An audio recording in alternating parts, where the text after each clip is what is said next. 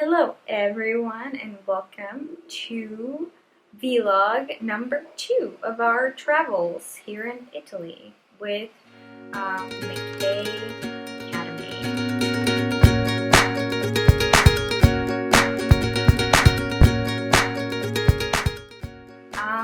So we had a pretty awesome day today. Pretty awesomely packed day. Yes, it was really spectacular. We went to the Cinque Terre and we stopped in 3 different towns.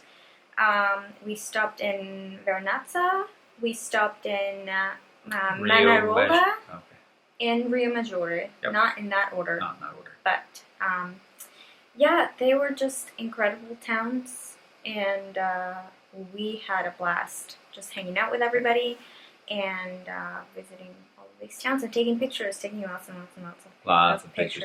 I think the real standout, I mean, these towns are these beautifully kind of multicolored houses perched on rocky outcrops above little harbors or cliffs, and just gorgeous, very pretty. We ended the day in Manarola, which has kind of the most western facing front of these houses, and hoping to get some evening light on them. Never really got, we had a little bit too cloudy to get really that golden light on the houses, but still just beautiful. And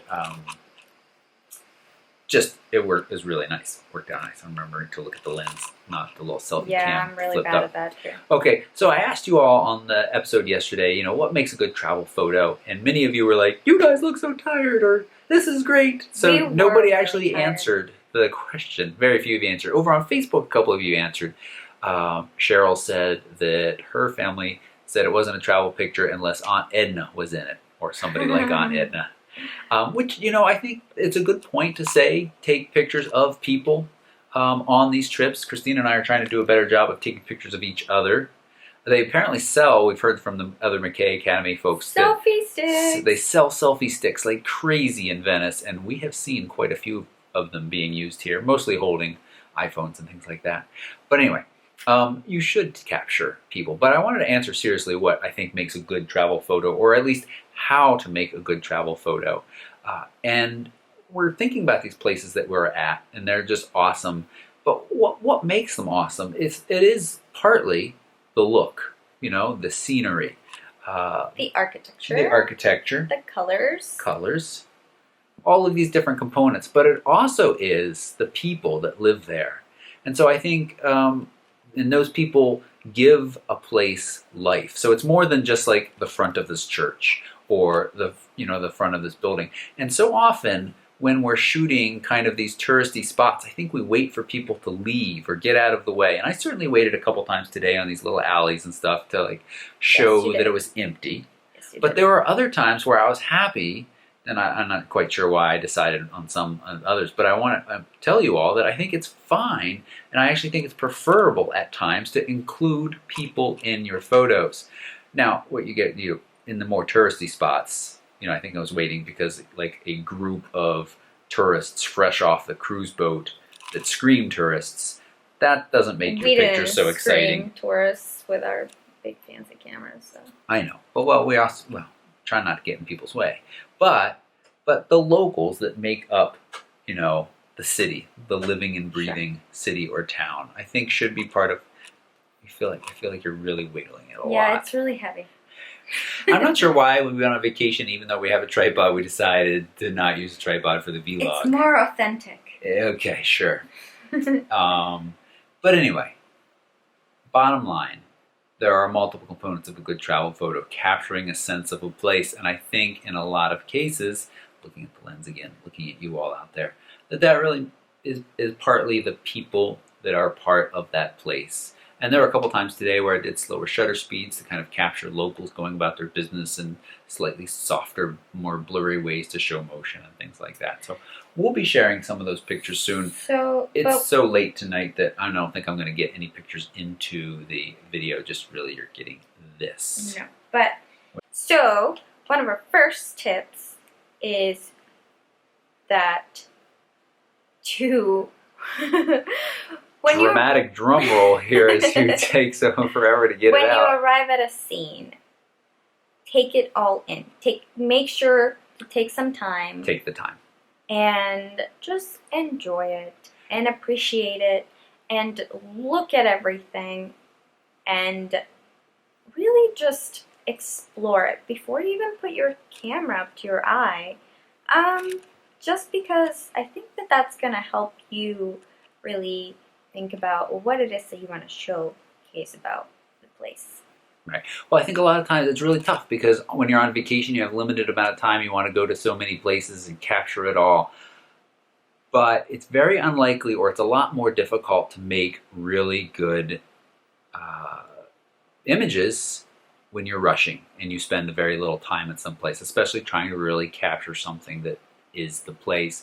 And so arrive, have a meal, watch the locals, just watch the light, and then just start to wander for a while, and then get your camera out and start taking pictures. So time. Give yourself time if you want to make those really good. It's really hard not to look at ourselves.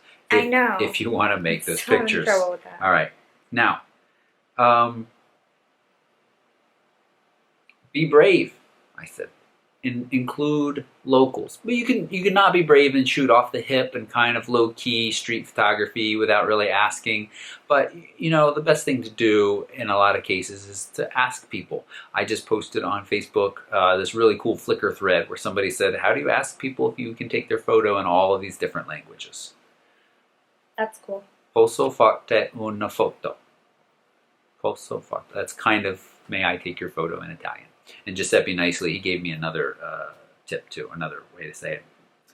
And here's a little cheaty tip that I do often is when you arrive at a town, if you're kind of struggling, if you don't already have a plan, having a plan is a great idea. But if you don't have a plan, never been here before, never really studied this, go to the souvenir shop and look at the postcards. Because they'll have a ton of postcards from this area, shot in all different kinds of angles, and they can give you an idea. Those people weren't, you know, maybe some were shot from a helicopter, but usually that was something that you have access to as well, a hill here or there, and you can kind of orient yourself and figure out what's going to work for you and do that. So those are our tips for making good travel photography. Give yourself some time, study, be brave and include people, or, you know, just include people. Don't feel like your images have to be these empty architects because they're going to feel... That's rarely how these places are. That's right. So. They're going to feel kind of empty if they're like that. And the last thing I wanted to say is I brought too much shit. We're going to talk about that in another video. Though. Yeah. I am really tired of carrying around the stuff I brought. Can you hold it? And yeah, even this little camera. It's heavy. Yeah.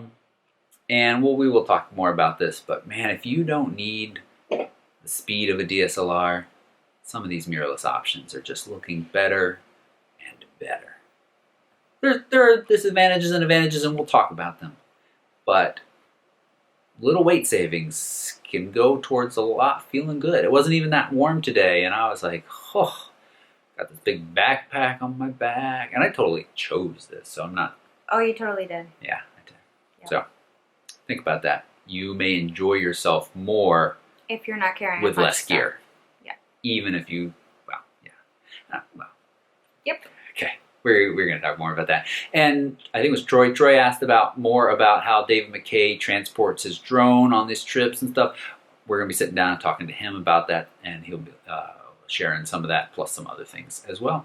So that is it for day 2 of Italy. Tomorrow is a free day, so to speak, in that there's nothing planned. Like today was the plan was to, as a big group, go down to these different places and they gave us ideas of where to shoot from and things of that sort that they saw, but also just encouraged going off and wandering on your own. Tomorrow we're going to have a little bit of a workshop on post-processing. People are encouraged to bring along the pictures they've shot already, picking 4 or 5 of their favorites, sit down with us, not just us, folks in the group, and do a little post-processing. I thought they were just like showing, it was like show and tell kind of thing. No, they were going to get some tips and tricks from Adam, mostly on post-processing. All right. Yeah.